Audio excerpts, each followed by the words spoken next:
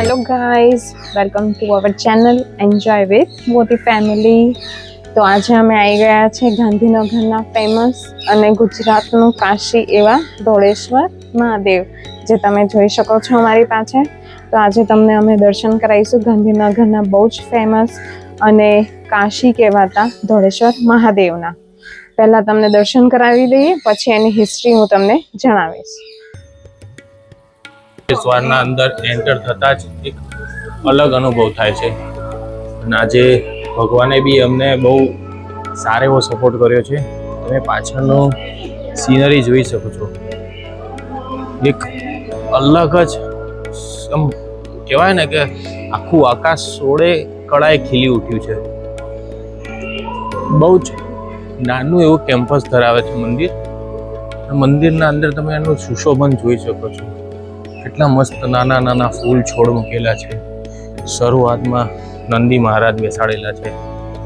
ઉપર તમે જૂના પૌરાણિક ઘંટ જોઈ શકો છો અને અત્યારે એક તમે એની જે ધજા લહેરાય છે, એકદમ મંદ મંદ ઠંડો પવન વહી રહ્યો છે. એની સાથે સાથે મસ્ત આપણા દાદાની ધજા લહેરાઈ રહી છે. તમે બધા સાથે જ મારી સાથે બોલી દો, ઓમ નમઃ શિવાય.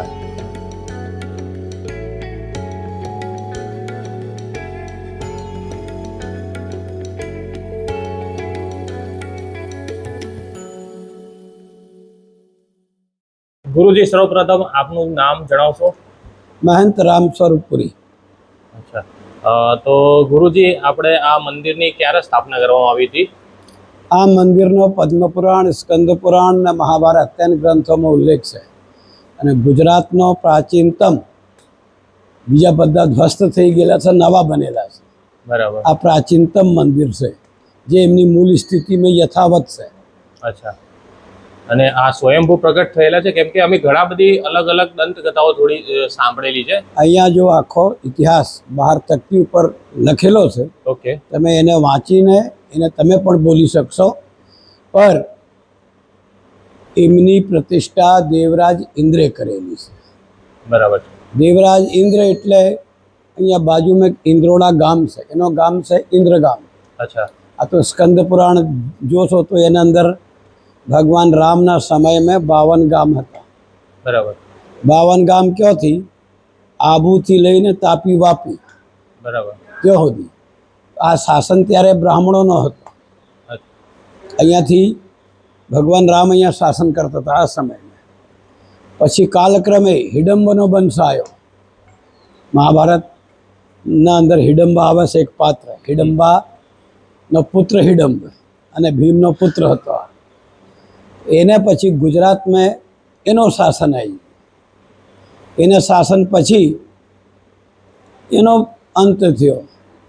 પછી શાસન આવ્યો અહીંયાના લોકલ જે હતા એમનો શાસન આવ્યો. પછી બહારથી આવેલા જે અત્યારે વર્તમાનમાં દરબારો છે, આ બધા બહારથી આવેલા છે. એમને પછી અહીંયા જીત્યો ગુજરાતને. તો અહીંયા આ જે છે પૂના પેશવાની હદમાં હતું. પૂના પેશવા. કડીના મલ્હારરાવનું નામ સાંભળ્યો છે?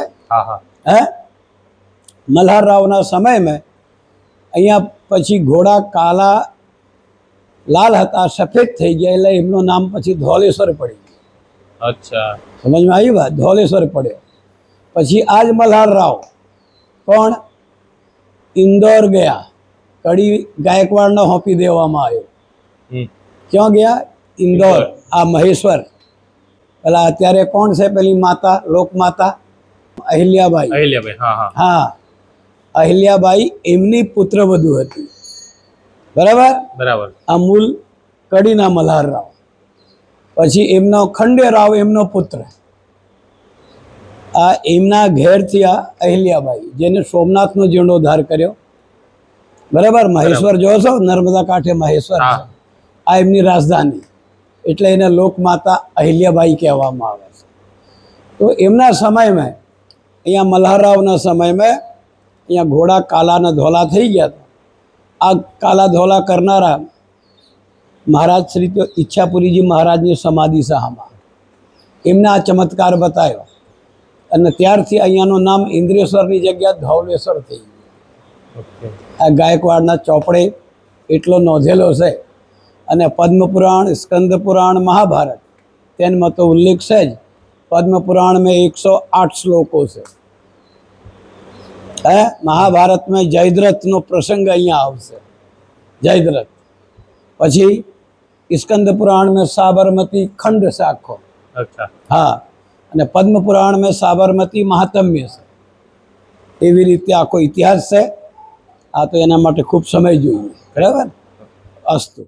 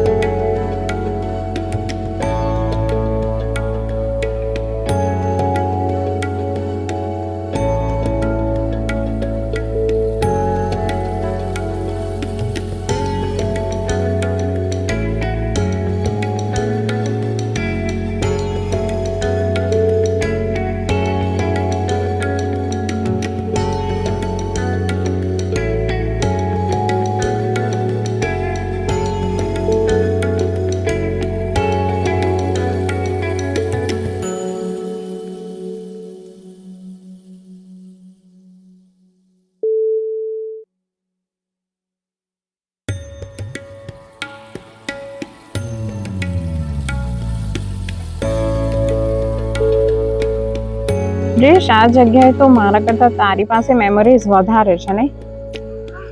આ જગ્યાએ આવીએ ને એટલે સૌથી પહેલા મને કાંતિ દાદા યાદ આવે છે. કેમ કે કાંતિ દાદાની આ બહુ જ કહેવાય ને ફેવરિટ પ્લેસ હતી.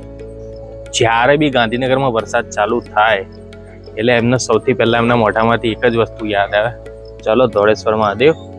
એટલે મમ્મીને ખાલી એક જ ઓર્ડર કરવાનો રહે એમને કે ટિફિન એટલે કે ભાથું એટલે કે બધું ખાવાની વસ્તુ બધી પેક કરી લો, આપણે નદીના સામે બેસીને અને જેના નદીમાં નાહવું હોય બધા નદીમાં નાહીને, અમે તો બહુ નાના હતા એટલે છપછપિયા કરતા હતા, પણ એ અમારો વોટર પાર્ક હતો બરાબર. પણ એ બહુ અલગ અનુભવ છે. જે 90sના કિડ્સ હશે એ અમારી ફિલિંગ સમજી શકતા હશે, અને જે ગાંધીનગરના વાસીઓ હશે એ લોકો બી અહીંયા બહુ જ નાયા હશે. એ વખતે નદીમાં નાવું એક હા એક એક્સપિરિયન્સ અલગ હતો. એ ટાઈમ પર ગાંધીનગર માટે ખાલી એક કહેવાય ને પિકનિકનું, વન ડે પિકનિકનું આ એક જ માત્ર સ્પોટ હતું. હવે તો ઘણા બધા ઓપ્શન આવી ગયા છે. બાકી કોઈ બી ના ઘરે મહેમાન આવે, બહારથી કોઈ આવે તો એ બધાને ચલો કે ધોળેશ્વર મહાદેવ લઈ જઈએ. અહીં બહુ બધા અલગ અલગ મેળા થતા હતા. એના સીડીઓ જોઈને કઈ યાદ આવે છે? હા, એક સીડી છે જેના ઉપર નદી છેકાઈ જતી હતી, અને આ સૌથી પુરાની સીડીમાંની સીડીઓ છે. અહીંયા બધી સમાધિઓ છે જે અહીંના સંત મહંતો થઈ ગયા એ બધાની સમાધિ છે અહીંયા. આ બધે પહેલા પાણીથી ભરાઈ જતું હતું. એટલો વરસાદ ને એટલું નદીમાં પાણી આવી જતું કે આ બધું પાણીથી ભરાઈ જતું હતું. મને તો અમે અહીંયા આવતા એટલે અમને અમારા ભાઈ બહેનની મસ્તી ને જ બધું બહુ મજા આવતી કે કોણ સૌથી પહેલાં નીચે ઉતરીને ભાગે, કોણ સૌથી પહેલાં આગળ પહોંચી જાય, કોણ સૌથી પહેલાં પાણીમાં અડશે. એ બધી બહુ જ મેસ્મરાઇઝિંગ મેમરીઝ છે ખરેખર. તો જે બચપનની યાદ હોય એ તો ઓલવેઝ રહેવાની જ, અને એ તો ક્યારેય જાય જ નહીં. યાદોથી તો જિંદગી બને છે. અત્યારે આપણે હિમાયાને યાદો આપી રહ્યા છીએ. હિમાયા મજા આવી તને બેટા? હે અહીંયા ડેડાના દાદા લઈને આવતા હતા. ડેડાને કાંતિ દાદા હતા ને, તો કાંતિ દાદાનો ફોટો જોવે છે ને, એ દાદા ડેડાને અહીંયા લઈને આવતા હતા, બોલો. અને અત્યારે તું અહીંયા આવે છે. ડેડા નાના હતા ત્યારે બી આવતા હતા, તું નાની છે ત્યારે બી તું આવે છે. આ ગૌશાળાની જગ્યા પણ બદલાઈ ગઈ છે. પહેલા આ બાજુ સામે હતી, હવે અહીંયા આવી ગઈ છે. ગાયોની સંખ્યામાં બી ઘણો બધો વધારો થયો છે. અહીંયા પહેલા બ્રહ્મ ભોજનનું બી મહત્વ બહુ હતું, અત્યારે બી હશે જ. બ્રાહ્મણોને પહેલા અહીંયા જમાડતા હતા નહીં મમ્મી? આર્યાબાનું છે ને ત્યાં જ છે રસોડ છે, એટલે આપણે પાણી પરબ નથી એ ત્યાં જ છે જમણવા. ત્યાં જો શ્રાવણી અમે લોકો એટલે અહીંયા બ્રહ્મ ભોજનનું મહત્વ બહુ જ છે. બ્રાહ્મણોને શ્રાવણ મહિનામાં અહીંયા બધા જમાડે છે. કહેવાય છે કે એક બ્રાહ્મણ જમાડીએ તો એ 1000 બ્રાહ્મણ જમાડ્યા બરાબર અહીંયા એનું મહત્વ છે.